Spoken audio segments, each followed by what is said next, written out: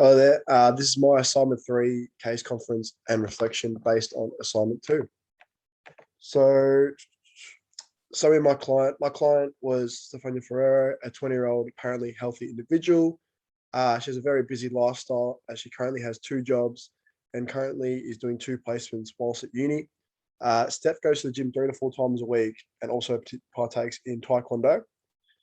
Just based on the activity she does, she definitely meets the physical activity guidelines as she does light to moderate intensity like every day and it completes at least 2 sessions at vigorous high intensity. Some of the short-term goals she had was she wanted to increase her strength in the upper and lower parts of her body. And another one was also to increase the muscle mass around the body also. And some of her long-term goals was to increase the knowledge around the gym and how to train, increase intensity, a few tips and tricks around the gym, and also develop healthy habits that she can continue throughout her lifetime. So for her health screening, there was no clear medical issues or injuries to consider with Steph. She was a low risk patient. She didn't appear to have any sort of risk factor. She wasn't pregnant, doesn't smoke, no previous history of heart disease. So she's a low risk client. Her blood pressure was normal at 122/79, steady resting heart rate at 68, and her waist circumference is also low risk as it was below 80 centimeters. On the basis of the training program, in accordance with Steph's goals, also, I believe a hypertrophy training program would be best suited for her. Obviously, hypertrophy training focuses on building and developing the muscles. We want to increase the size and the number of the muscle fibers, thus developing bigger muscles, putting on muscle mass, and obviously getting stronger also. I'd also wanted to incorporate as many compound movements as possible.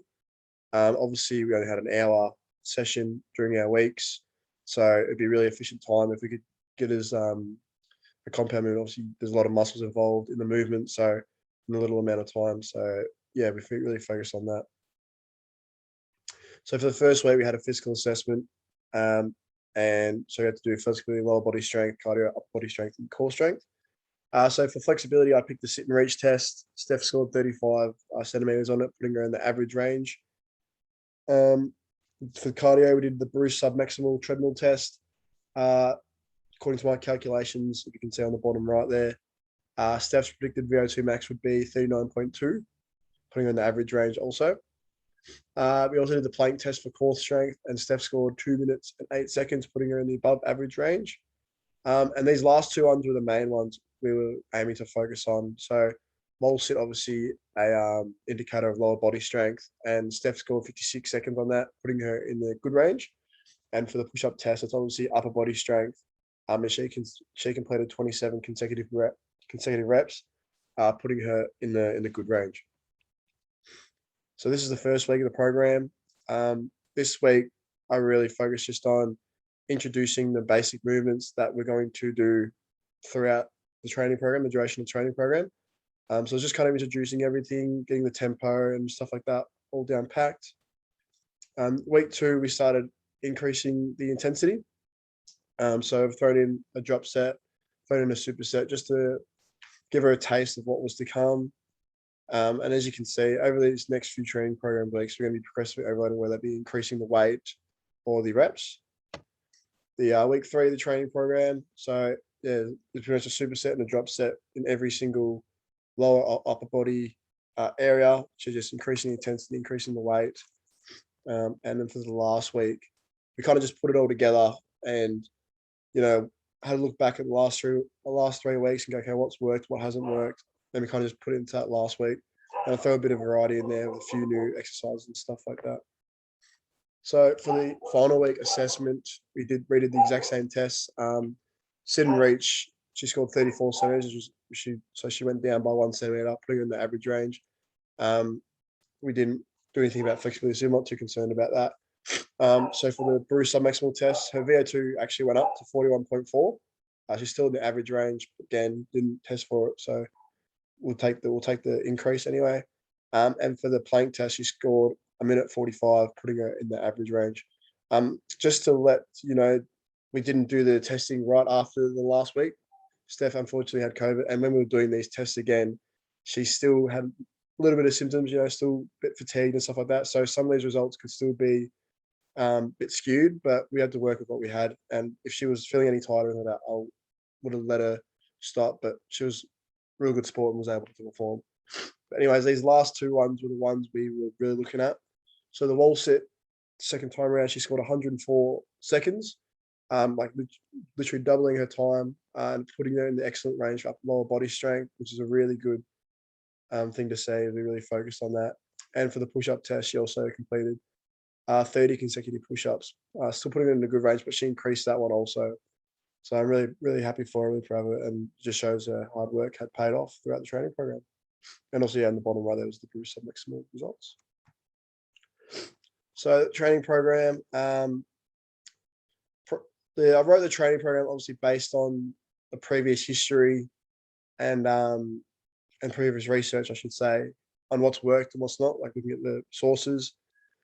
And hypertrophy obviously works out strength and stuff like that. And also I threw in kind of things that work for me when I do my own training. So I always felt I could do that with the confidence side of it. I've always been confident writing training programs for people. I'll explain more in the next personal reflection, but giving out the information was never my forte. Just giving a program would always be fine for me. Something I never actually really thought about was rationale. I never thought about why I was doing these exercises, and it was really interesting to find out, like, okay, why am I doing compound movements and all that sort of thing. So that was really interesting. And I also want to throw a bit of variety in there. I didn't want to just make it a little bit, I don't want to make it stale and just a bit repetitive. Each week I'll try and throw in a new drop set, new superset, new exercise, just to spice things up and keep Steph motivated. Also asked for my feedback from Steph and see what she thought about everything. She really enjoyed the session. She didn't find it too hard or too easy, so that's really good. She really enjoyed the drop sets. She hadn't really ever done them before, so that's something she's learnt, I guess, and she can take back into her when she goes into the gym. She can take that into that, so it's really good. The program was exactly what she expected and targeted everything she wanted to do, and obviously the results showed that everything came through. And she said also I was a good coach and advisor. All right, and just a personal reflection. The timing of the sessions varied sometimes. Sometimes I finished a little bit too early, like stretching a little bit longer than normal. Sometimes I'd be rushing to finish it. So just the timing of the sessions is something I probably need to work on in the future. The explanation of exercises, I never have a problem with doing a visual representation, a visual demonstration of an exercise, but actually explaining it, like what part of muscle is supposed to contract and all that type of thing, and the movements involved. That's stuff I need to work on. But I felt like as the weeks went on, I got a little better at it because it really put me on the spot, and I really wanted to improve at that. Experience. I've never done this sort of thing before. I was actually really nervous before the semester, not the semester, before the assignment started, because I've never done these things before. But as the weeks went on, I felt more confident, felt more comfortable, and same for Steph. She felt more comfortable and confident as the weeks went on. Planning the sessions or being organized, I found the times where I was organized and had my program written days in advance, they're the programs that went a lot better than ones I wrote maybe the night before a class. I always came in prepared, ready to go, and have things, variations and progressions. I always had that organized. But the ones where I put time and effort into it, I felt like the sessions went a little bit better. Things I probably need to improve on is, like, I was pretty lucky my client wanted to improve hypertrophy, and that's kind of how I train too. So if it was had another client who wanted to improve in any other sort of way, whether it be like plyometric training or athletic training, like I'd probably a little bit struggle with that. So it's definitely stuff I need to improve upon. Thing also I probably need to do is more communication with my client. She said to me in the last few weeks she wanted more core stuff. And that's because she came and spoke to me, and I made those adjustments, but I should have probably asked more that earlier. So I probably put that on myself. Everything ran smoothly over the 6 weeks. There was no real issues or anything like that, other than Steph getting COVID and having that week delay. Everything ran smoothly, and I'm very happy for that. And just overall, I think I did really well.